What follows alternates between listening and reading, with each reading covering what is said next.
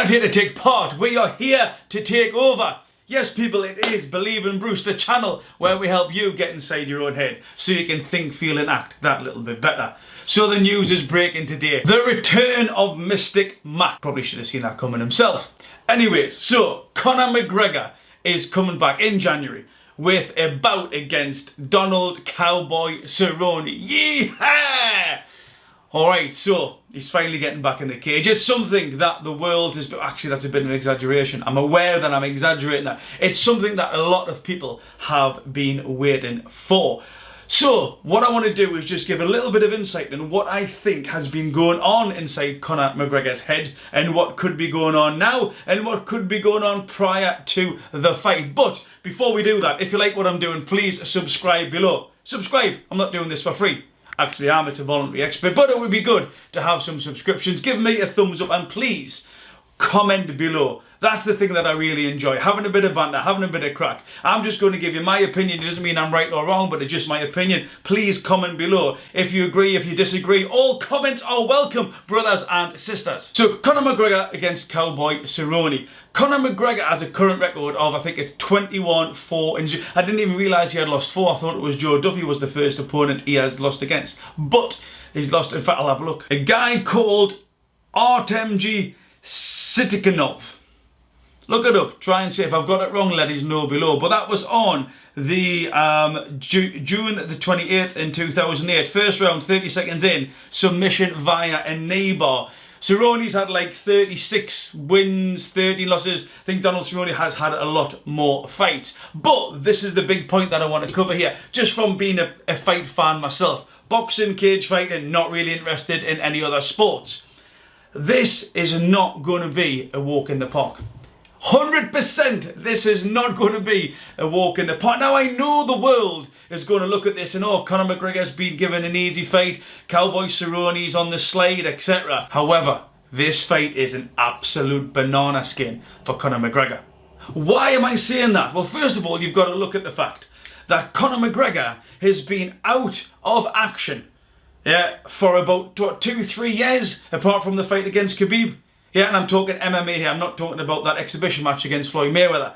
Yeah, in the actual cage itself. Donald Cerrone, he's lost his last 2 fights against, who was it? It was against Justin Gaethje was the last one, and I can't remember the other guy. Oh, Tony Ferguson. Yeah, so to be fair, not really crap opponents, pretty damn good MMA combatants, to be fair with you, yeah?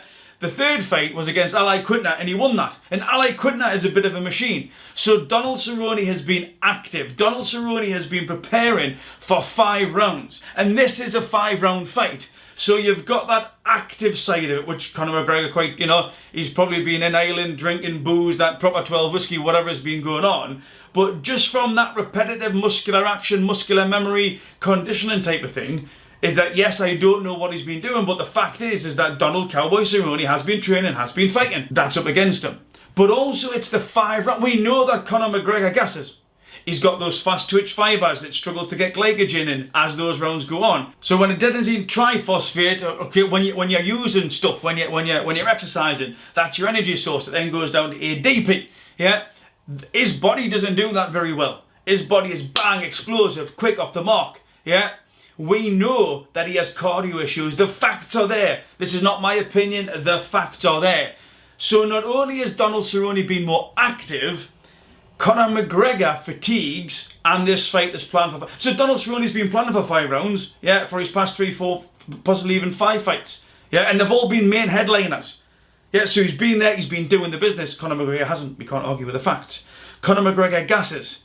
Now, this has been going on. I remember watching a press conference a few years back, and some of you watching this now may remember it, when Conor McGregor was in the black shirt with the, when all the UFC fighters were on stage, and he was having a bit of crack with Donald Cerrone. He was like, yeah, and Donald Cerrone was like, I'm going to smack the Lucky Charms out of your arse, and it's red panty night, and and all this type of stuff. So there's been a little bit of stuff building up. But I do get why people think that this particular fight has been put together is Conor McGregor's great comeback. He's, the UFC poster boy. Oh, but brothers and sisters, it's not going to be easy. It's going to be far from easy. And if you think it is, you need to educate yourselves. Yeah, there is so much stacked up against Conor McGregor. Now, I know he speaks authoritatively. I know he speaks with passion and conviction. But then so did Audley Harrison. Audley Harrison had everybody, had everybody flummoxed. That I know he's lost his last 1,000 fights, but he's just convinced us that he's going to win this one. So yes, he is confident, he is fluent in what he's saying, he does believe his own narrative, but it's not going to be easy, is my point that I'm making here. So let's look inside his head. Why do you think? Let's look, Conor, what is going on inside your head, brother? So, why does he want to make a comeback? He's got the money. He's had the fight with Floyd Mayweather. He's possibly, I may be wrong here, the most well-paid UFC star ever, in the history of the game. That might be debatable, but what I'm saying, he's made a shed load more money than the average guy does, or woman, in the ring. Now, in the cage, let's be specific here, I believe, and Bruce, it's about specific. So taking this into consideration, he's had a car crash couple of years. There has been the fight with the old guy in the pub island. And I'm hoping that that punch wasn't just one off. If you can't knock an old fella off his seat with his left hand, yeah, let's get this straight. That was his power punch. Yeah, the left hand's his power punch. If you can't knock an old guy off his seat, he wasn't even expecting it. Right. Has that power dipped? He's also had the child issue. Is it his kid? Is it not? Yeah, admittedly, the photos make it look slightly incriminating, which would therefore, Dave, allow you to create a narrative in your head. Well, he's been in the toilet there, he's trying to put his hand up there. Yeah, actually, I'm going to put 2 to 2 together and it might come up with 6. However, he's had that to deal with. Whether it happened or not, we do not know. But it's been something else that his mental strength has had to deal with to allow him, as well as everything else that he's got going on. Another huge one is the actual loss to Khabib. All of that build-up, all of the psychological games. And he got smashed. Yeah, let's be fair, he got smashed. Even when Khabib beat him to that punch, the guy got absolutely smashed. He gassed out, he couldn't handle it. Yeah, Khabib embarrassed him, he ground him down to the point where he tapped out. And that brings another thing in here. Conor McGregor, his will to, how far he is prepared to go is questionable. It is absolutely questionable. When he gets knackered, the evidence so far, the evidence so far is that he'll quit. Is that he struggles with it. And he's even, and I tried to find this in a video, he's even offered that his mind tells him about midway through, I can't do this.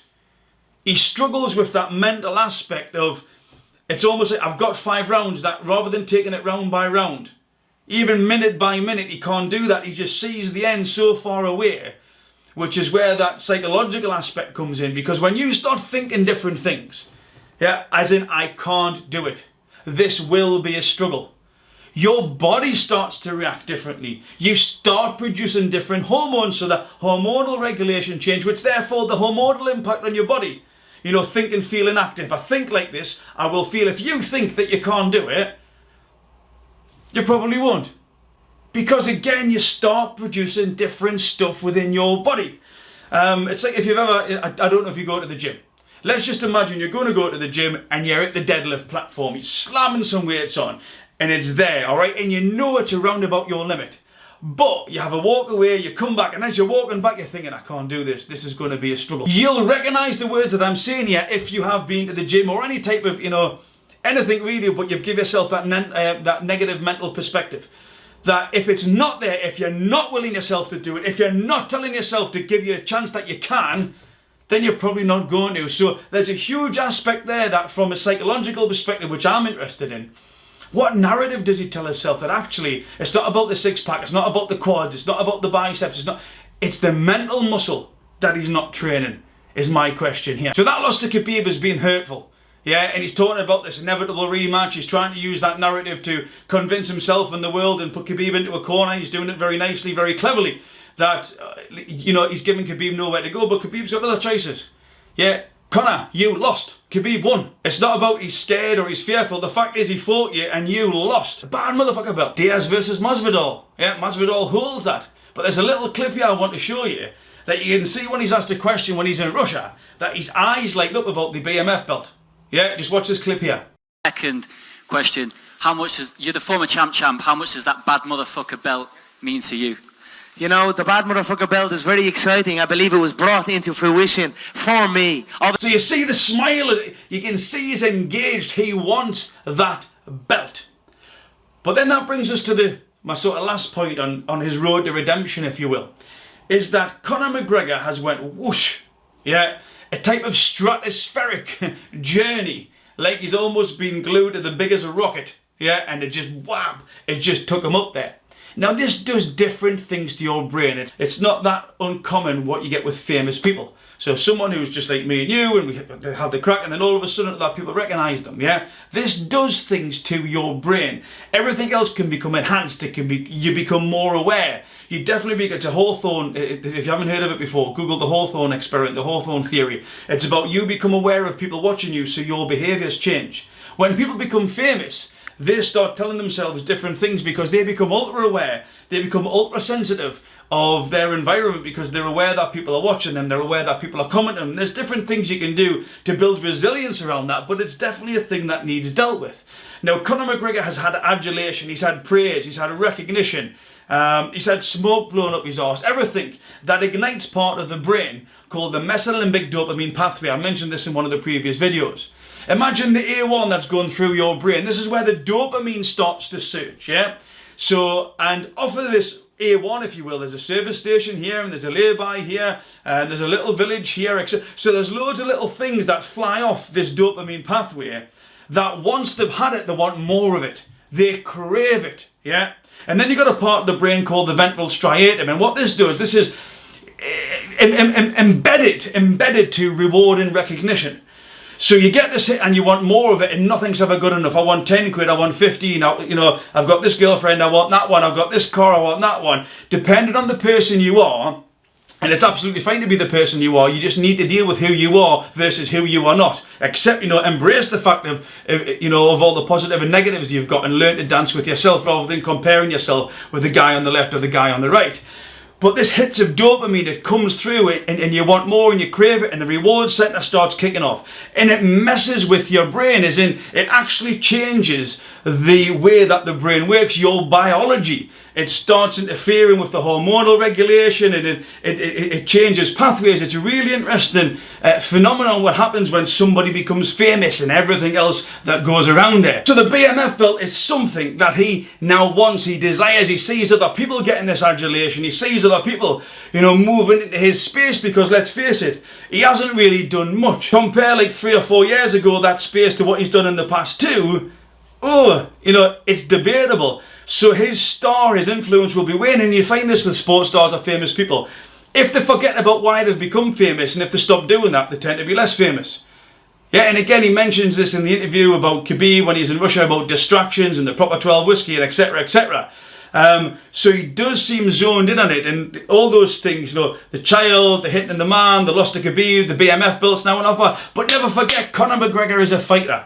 Strip all of this away and Conor McGregor is a fighter. It's what he does. When people say, oh, I want to be motivated to go to the gym. No. I've done loads of work with corporate organisations around this theory of motivation. The fact is, you're generally going to do something if you like to do it. It's not about being motivated. Motivation might last for that, you know, transactional period. You might do something 1, 2, or, you know, a few times. But if you don't get any joy out of it, you'll stop. And all the evidence is there, brothers and sisters. But Conor McGregor is a fighter. That's what he enjoys. That's why he's done it.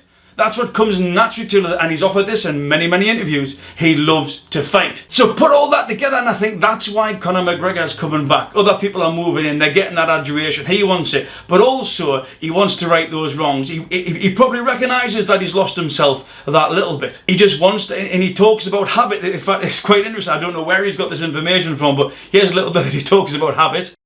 So, how do you prepare for a big fight in terms of training, eating, sleeping? What's your typical training routine? We want to know about it. You know, right now it takes 66 days to form a habit. So right now I'm in a process of forming a new habit. And again, so I don't know what book he's been reading, but habituation, the habit cycle that comes around by trying to form habit, you know, you can actually do something once and you form the habit. It could take you 1,000 times. What the thing is though, is you need to do it in order to form a habit.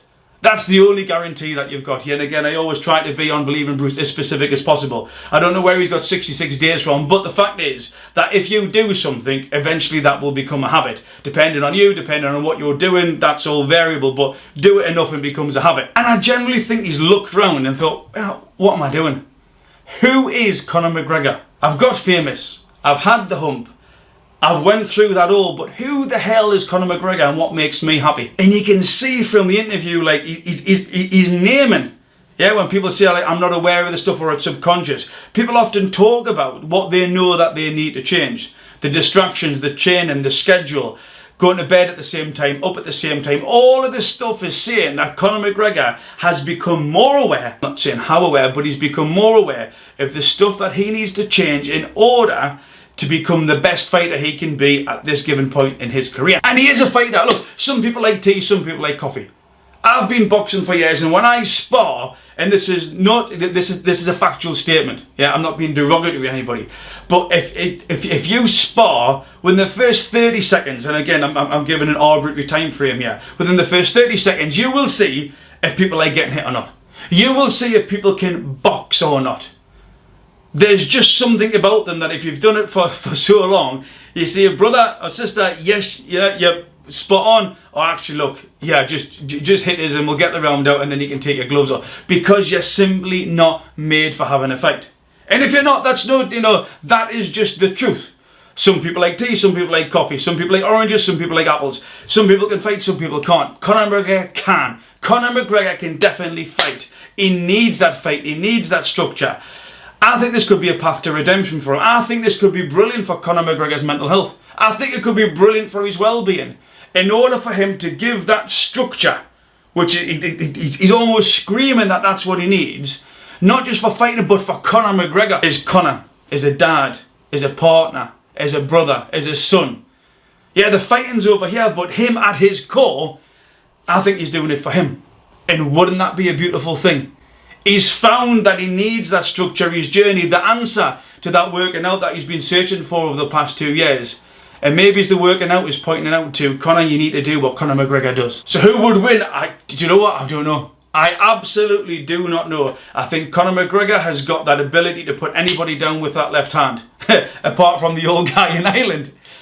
Donald Cerrone's been conditioned, he's been active, he's not going to be a walk over the park. Yes, it's designed to be Conor McGregor's comeback, we get that. Donald Cerrone will get a big payday, but it's not going to be as easy as one would first assume. So I'm really excited for that. But also I'll be doing some videos next week. I mean, wow, there's some fights coming up. We've got Anthony Joshua versus Andy Ruiz. I'll be doing a number of, because I love boxing. Boxing's my main thing. I will be doing a number of videos and I'm really looking forward to the face-to-face. Yeah, and as soon as I watch the gloves are off where they're both at the table, that will be fascinating for me. So I'll do a body language analysis on that. I'm also going to be talking about Boris Johnson and Jeremy Corbyn. Can you trust them when it comes to Brexit? And of course, all of these videos will be interspersed by different mental health subjects, performance anxiety, general anxiety, stress, depression, etc. Because here on Believe in Bruce, all I'm trying to do is through my voluntary efforts, take the stuff that I do on a global basis with my corporate clients and put them here on YouTube so people who haven't got access to those type of programs, or maybe it's the support networks, can come on and hopefully learn something and the tools that I explain and offer to help you be the best version of yourself. If you like what I've done, please subscribe, give me a thumbs up below, connect with me on my Instagram at Believe in Bruce, send me a message on my Instagram Believe in Bruce 360, on my Twitter at Believe in Bruce. But remember, it all starts with think, feel and act. Believe in Bruce, be kind to yourself and each other.